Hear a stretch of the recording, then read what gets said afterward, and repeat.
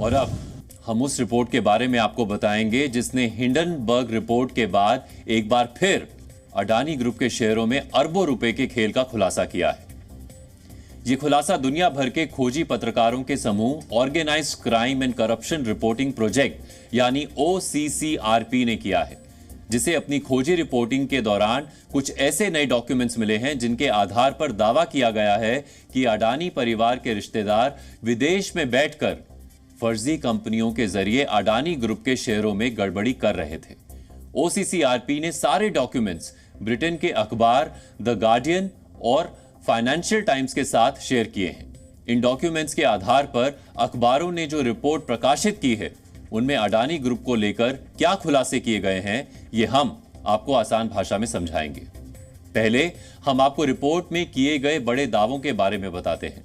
पहला दावा, अडानी परिवार से जुड़े लोगों ने विदेश में बैठकर अडानी ग्रुप की कंपनियों में वर्षों तक गैर कानूनी तरीके से स्टॉक हासिल किए। दूसरा दावा, वर्ष 2013 से 2018 के दौरान अडानी ग्रुप की कंपनियों के शेयरों की कीमत बढ़ाने के लिए ऑफशोर कंपनियों से अरबों रुपए का निवेश किया गया। तीसरा दावा, अडानी ग्रुप के शेयरों में हुई धोखाधड़ी के इस पूरे स्कैंडल में गौतम अडानी के भाई विनोद अडानी की प्रभावशाली भूमिका थी। और चौथा दावा, वर्ष 2014 में अडानी ग्रुप द्वारा कथित संदिग्ध शेयर मार्केट एक्टिविटी को लेकर securities and exchange board of India यानी सेबी को सबूत सौंपे गए थे, लेकिन सेबी ने उन्हें गंभीरता से नहीं लिया। ये दावे OCCRP की रिपोर्ट में किए गए हैं और ये रिपोर्ट जी न्यूज के पास भी है। हमने ये पूरी रिपोर्ट पढ़ी है जिसमें अडानी ग्रुप के शेयरों में गड़बड़ी की पूरी मोडस ऑपरेंडी पर विस्तार से बताया गया है।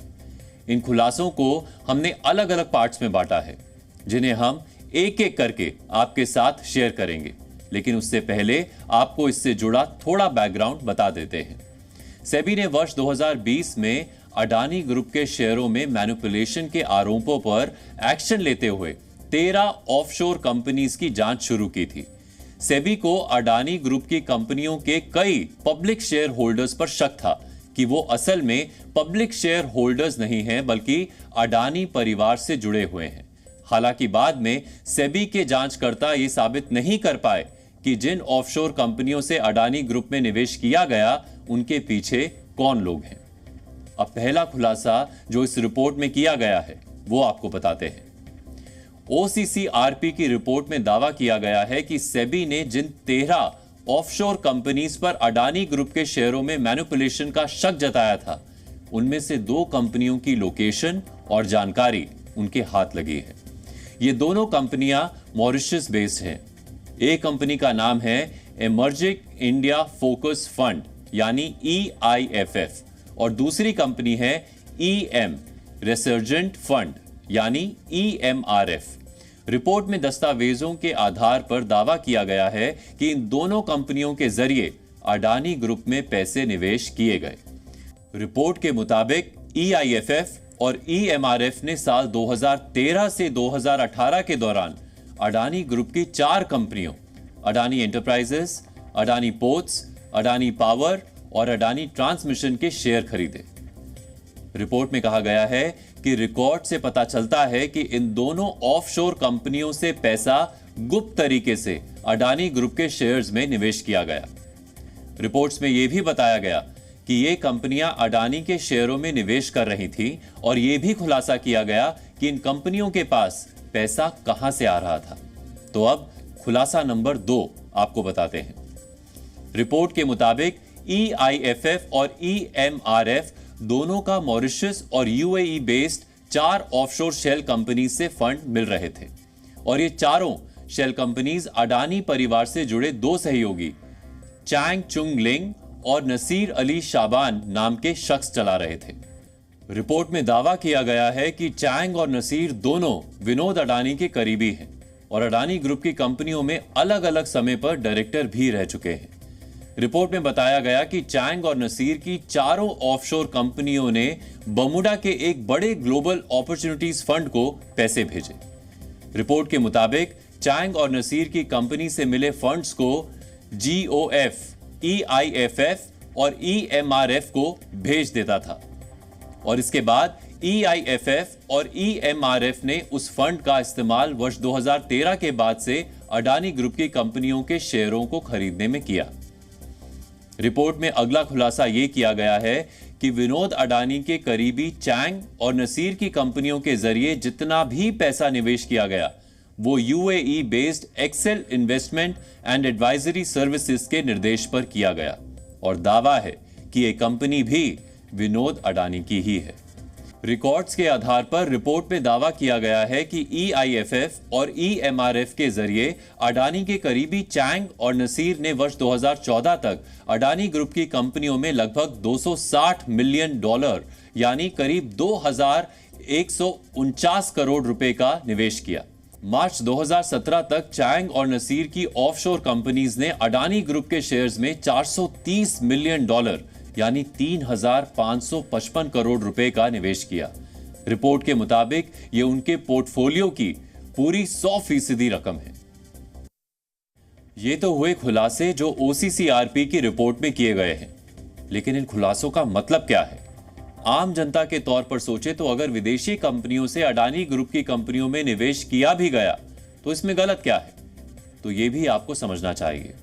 सबसे पहले समझने की बात यह है कि कानून के मुताबिक किसी भी कंपनी के कम से कम 25% शेयर्स को फ्री फ्लोट रखा जाना चाहिए, यानी 25% शेयर आम जनता के लिए ट्रेडिंग के लिए उपलब्ध होने चाहिए, जबकि ज्यादा से ज्यादा 75% शेयर ही कंपनी के प्रोमोटर्स के पास हो सकते हैं।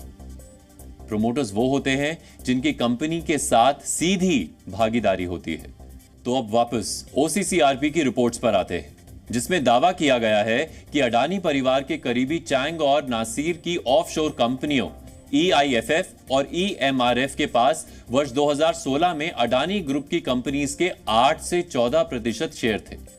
इस दौरान अडानी ग्रुप के प्रमोटर्स के पास ऑलरेडी करीब 75% शेयर थे और अगर दोनों कंपनीज के शेयर भी जोड़ लिए जाएं तो 85 से 90% शेयर अडानी परिवार के पास हो जाते हैं। तो अब सवाल यह है कि 75% से ज्यादा शेयर होने से अडानी ग्रुप को क्या फायदा हुआ?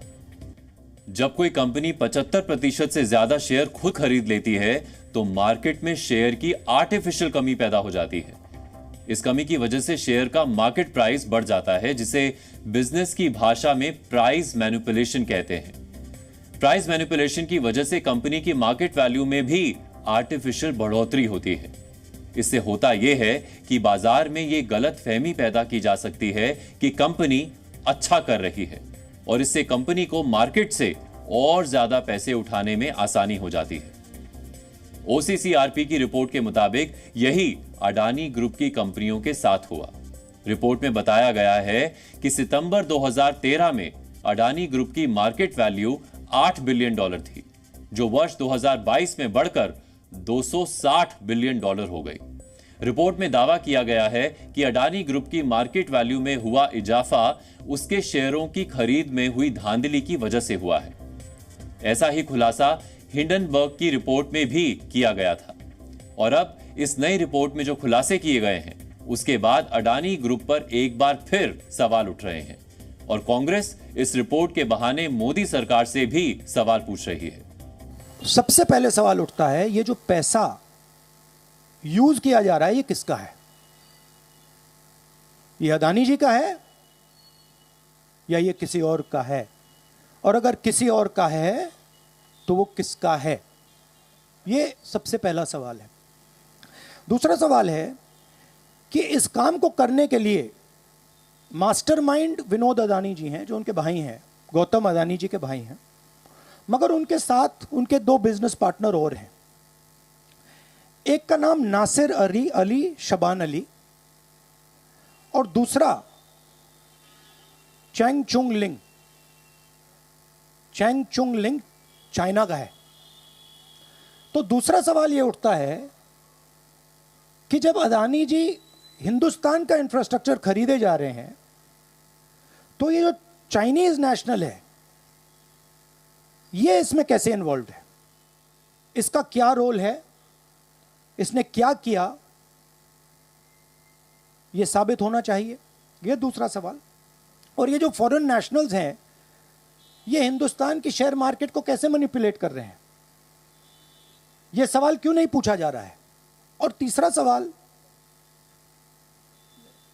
जो सेबी का इन्वेस्टिगेशन हुआ था जिसने क्लीन चिट दी, जिस व्यक्ति ने इन्वेस्टिगेशन किया और जिसने क्लीन चिट दी, आज वो अदानी जी का जो चैनल है एनडीटीवी, उसका डायरेक्टर है। तो मतलब ये एक नेटवर्क है। ओसीसीआरपी के खुलासों पर अडानी ग्रुप की प्रतिक्रिया आई है। हिंडनबर्ग रिपोर्ट की तरह इस रिपोर्ट को भी अडानी ग्रुप ने सिरे से खारिज कर दिया है। कंपनी ने अपने बयान में कहा है कि ये आरोप पुराने हैं और रिसाइकल किए गए हैं। ये दावे एक दशक पहले के बंद मामलों पर आधारित हैं। इन विदेशी निवेशकों की जांच सेबी पहले ही कर रहा है। सुप्रीम कोर्ट द्वारा नियुक्त समिति के मुताबिक स्टॉक की कीमतों में हेरफेर का कोई सबूत नहीं मिला है। इन प्रयासों का उद्देश्य कंपनी की शेयरों की कीमतों को नीचे लाकर मुनाफा कमाना है। ये सब बातें कहकर अडानी ग्रुप ने सारे आरोपों से इनकार कर दिया है, लेकिन रिपोर्ट में किए गए दावों का असर अडानी ग्रुप के शेयरों पर पड़ चुका है। अडानी ग्रुप की सभी कंपनियों के शेयर दिन भर लाल निशान पर बने रहे और गिरावट के साथ ही बंद हुए हैं। अगर बात आज की करें तो कारोबारी सत्र के दौरान ग्रुप के मार्केट कैप को 35,000 करोड़ रुपए से ज्यादा का नुकसान हुआ है।